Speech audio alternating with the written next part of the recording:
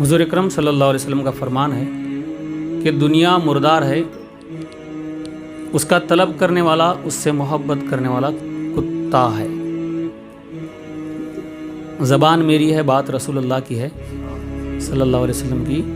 الدنیا جیفتن، یہ دنیا مردار ہے۔ وطالبوها کلابن، اس کا طلب کرنے والا، اس سے بہت پیار کرنے والا، اسے چاہنے والا کیا ہے؟ کتا ہے۔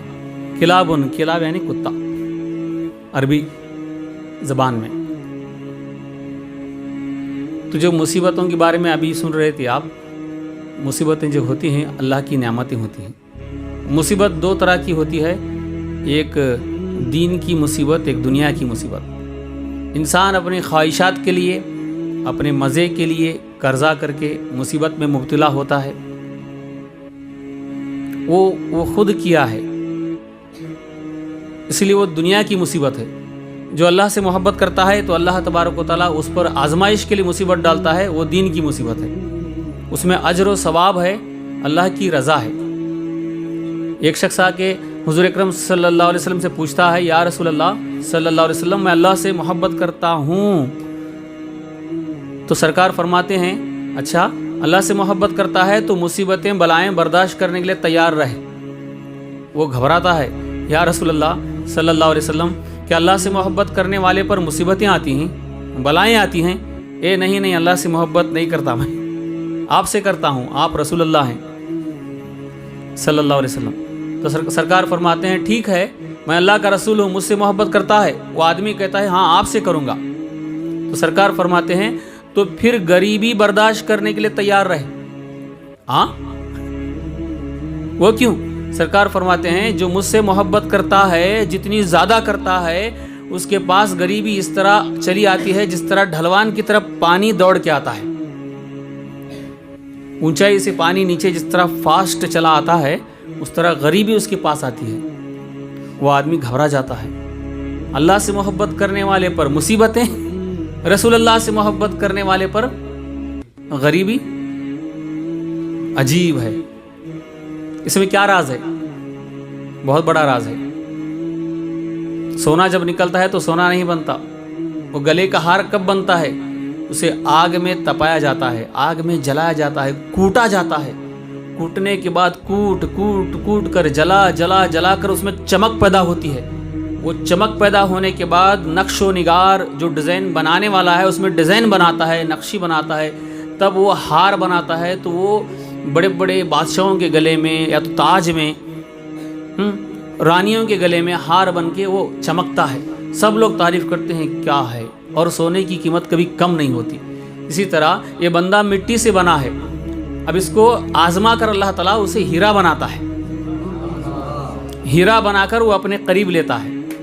آزمائش ہوتی ہے، یہ مصیبتیں اللہ کی نعمتیں۔ حضرت جنید بغدادی رحمۃ اللہ علیہ کے پاس آپ لوگ کہتے ہیں، حضرت دعا کرو، دھندا بہت مندہ چل رہا ہے، دھندا بہت مندہ چل رہا ہے، یعنی ڈاؤن ہے، بزنس ڈاؤن ہے، دعا کرو حضرت، دعا کرو، قرض داری پھٹتی نہیں، قرضہ کیاچ کی۔ قرض سب سے بڑا مرض ہے، قرض سب سے بڑا مرض ہے۔ یہ عورتوں میں بڑی بیماری پھیل گئی ہے، میٹنگ کرتی ہیں، میٹنگ میں جا کے بیٹھتے ہیں، رانی بنتی ہیں، ہیڈ بنتی ہیں، ہیڈ بن کے پیسے نکال کے لاتی ہیں۔ اب نہیں بولوں گا، وہ میرا ٹاپک وہ نہیں ہے، پھر کہیں بتاؤں گا اس کے بارے میں، ذرا سوچنے کی بات ہے۔ ایک قرض بڑا مرض ہے۔ ایک کورونا وائرس کا پیشنٹ آرام سے گھوم سکتا ہے، ایڈز کا پیشنٹ آرام سے گھوم سکتا ہے، ہمت سے گھوم سکتا ہے، مگر قرض والا جو مریض ہے وہ بڑا ڈرتے گھومتا ہے، کتنا بھی بڑا باڈی بلڈر کیوں نہ ہو، پھر بھی وہ ڈرتا ہے کہیں وہ قرضہ دیا سالا پکڑ نہ لے، منہ چھپاتا ہے۔ یہ ماس اچھا ذریعہ ہے، ماس منہ چھپانے کے لیے پہن کے گھومو، ماس ضروری۔ تو ایسا زمانہ آ گیا ہے۔ بہرحال حضرت جنید بغدادی رحمۃ اللہ علیہ کے پاس ایک آدمی آ کے کہتا ہے، حضرت میں بھوکا ننگا رہتا ہوں، کپڑے بھی نہیں پہننے کے لیے برابر ملتے اور کھانے کے لیے کھانا نہیں ملتا، میرے لیے دعا کیجئے، میرے لیے دعا کیجئے۔ تو حضرت جنید بغدادی رحمۃ اللہ علیہ مسجد میں بیٹھے تھے، وہ آ کے کہتا ہے، तो जुनैद बगदादी रहमतुल्लाह अलैह दुआ करते हैं, या अल्लाह इसे हमेशा भूखा नंगा रख, आमीन सुम आमीन। ये कैसी दुआ है? वो आदमी कहता है, हजरत ये क्या कह रहे हैं आप, मेरी बात सुनते हैं? मैं भूखा रहता हूँ, खाना नहीं मिलता, एक एक दिन तक भूखा रहता हूँ, दूसरे दिन मिला तो एक आधी रोटी मिलती है, बहुत तकलीफ है, पहनने को कपड़ा नहीं मिलता। आप दुआ कीजिए अल्लाह ताला ये मुसीबत दूर करे, अच्छा खाना दे, अच्छा कपड़ा दे। ऐसे दुआ करने के लिए मैं कह रहा हूँ, आप क्या कह रहे हैं?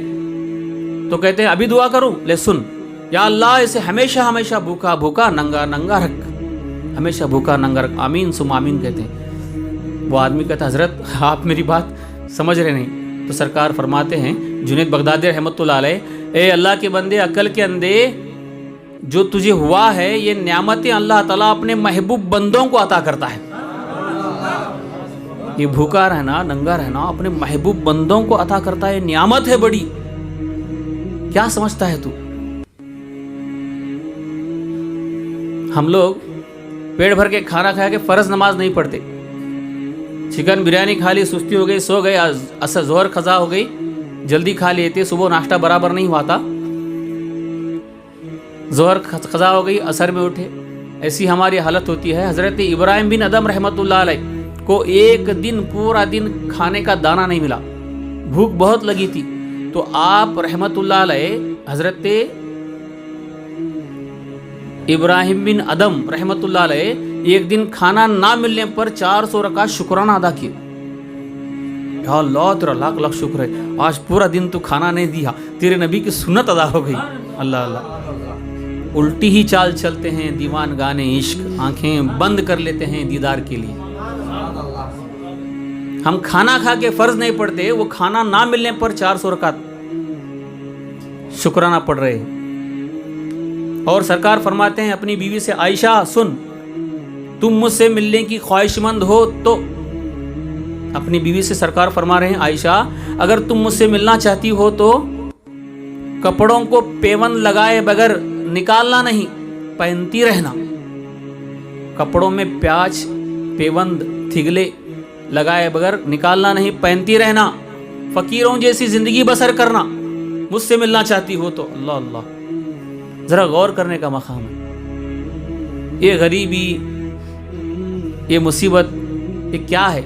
ये अल्लाह वाले मांग के लेते हैं अल्लाह से, खुद वो चाहे तो क्या नहीं कर सकते, हम लोग उसके पीछे पड़ते हैं।